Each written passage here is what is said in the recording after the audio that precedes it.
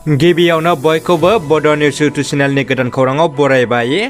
नोंथांमोननि थाखाय बे समाव माखासे खौरां लाबोदों। भिडिअखौ जोबजासे नायलांनो दाबाव आरो चेनेलाव गोदानब्ला अन्नानै साबस्क्राइब खालामना बेल आइकनआ अलाव होनानै ला आरो भिडिअखौ लाइक कमेन्ट शेयार खालामनो गुरै खावलायबाय। दानिया फैदो दिनैनि खौराङाव। गिबि खौराङाव दङ आसामनि गलाघाट जिल्लायाव थाव खावनाय मोनसे जाथाया सोराङाव फैदों।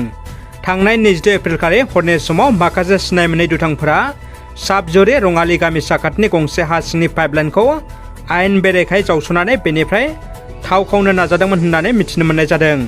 सुलुंनिफ्राय मिथिनाय बायदिब्ला बे खावनाय जाथाया बिहारसिम लांनाय पाइपलाइनाव दिग्बै आरो बारावनिनि गेजेराव जादों। प्रमद बर'नि दैदेननाय बिटिआर सरकारा बिटिआरनि फरायसाफोरनो गियान सोरां बिथांखिनि गेजेरजों 5,000 रांनि चेकखौ राननाय बायदियै बिटिआर सरकारनि गियान सोरां बिथांखिनि जोहै दिनै गसाइगावआव बिटिआरनि M Wilson Hasda M Ukil Musahari MCLA Sajal Kumar Singh बिथांमोननि नुजाथिनायाव गासै 200 फरायसाफोरनो 5,000 रांनि चेक राननानै होदों। गसाइगावआव जेसिबिजों हाखर जावनानै 35,000निबो गोबांसिन ब्रयलार दाउफोरखौ फबो। माखासे सम ब्रयलार दाउ गारलांनायखौ गैयै बायदि नुदोंब्लाबो नाथाय दिनै हमनो मोनबावो सिखाव लामाजों लांनाय गंनै दाउ ब्रयलार गारिखौ। थांनाय हरनि समाव गसाइगाव साबकाटा पुलिस बिफाननि संदाननायाव हमनो हायो गंसे ब्रयलार बुंफबनाय दाउ गारिखौ।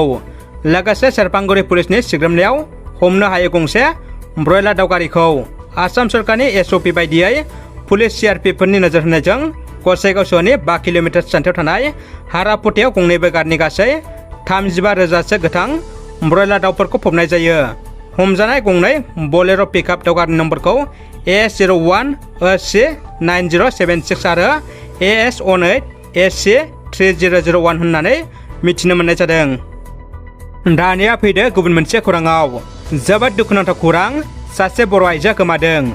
धेमाजि जिल्ला जनाय महकुमा तेलाम पन्चायत खराइबारि गामिनि रुमिला गयारिया गोमानानै दङ।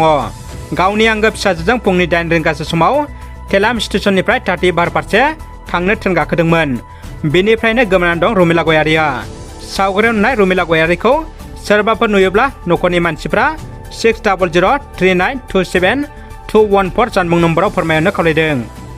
बिटिआरनि मावफुं सोद्रोमा रनजित बसुमतारिया गावनि बियाबाव प्राइमारि आरो पिएइचडिखौ लानानै गोनांथार सावरायनाय हाबाफारि लायो। बिटिआरनि एम रनजित बसुमतारिया गावनि बियाब 14 नं चिरांदुवार ब्लक कमिटि इउपिपिएलनि सिङाव थानाय ब्लक मावख'आव ब्लकनि दैदेनगिरि आरो सोद्रोमा प्राइमारि आरो पिएइचडिनि दैदेनगिरिफोरखौ लेंथुमनानै गुवारै सावरायलायो। बे मेलनि गेजेरजों सावरायनायनि थांखियानो जादों मेम्बारशिप ड्राइभखौ माबोरै बारायनो हागोन आरो माबोरै दैदेनलांनो हागोन बेखौनो सावरायनाय जायो। लोगोसे ओनसोलनि सुबुंफ्रा ओनसोलखौ गोख्रैनो जौगानायखौ लुबैदों। बेनिखायनो इउपिपिएल सरकारा मोनफ्रोमबो खामानिखौ गोख्रै मावगासिनो दङ आरो जायफ्रा समाजनि मोजां साननो हायो बेसोर समाजनि मोजां खामानि मावनो हायो होननानै एम रनजित बसुमतारिया खौरांगिरिनि सिगाङाव फोरमायथियो। सेबाया थाखो 9नि फरायसाफोरनि थाखाय 2023 मायथाइनि अनलाइन रेजिस्ट्रेशननि अक्ट'खौ फोसावनानै होबाय। सेबाया थांनाय 22 एप्रिल खालि फोसावनानै होनाय मोनसे फोसावलायनाय बायदिब्ला थाखो 9नि अनलाइन रेजिस्ट्रेशना फैगौ सेमिनिफ्राय जागायजेननानै 15 जुन 2023 मायथाइयाव जोबनानै थांगोन। हायार सेकेन्डारि स्कुलफोरखौ सेबाया थाखो 9नि रेजिस्ट्रेशनखौ आबुं खालामनो खावलायदों। बेनि गेजेरावनो अनलाइन रेजिस्ट्रेशननि फिसखौ 8 मेनिफ्राय 19 जुननि गेजेराव आबुं खालामनो खावलायदों।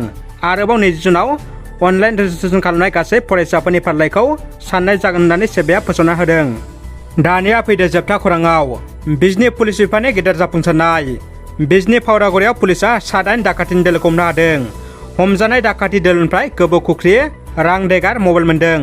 चिरां जिल्लानि सिङाव थानाय बिजनि फावरागुरियाव बिजनि पुलिस बिफाननि गोख्रों नायबिजिरनायाव 7 दाखाथिजों लोगोसे गारिबो हमनो हादों होननानै मिथिनो मोन्दों।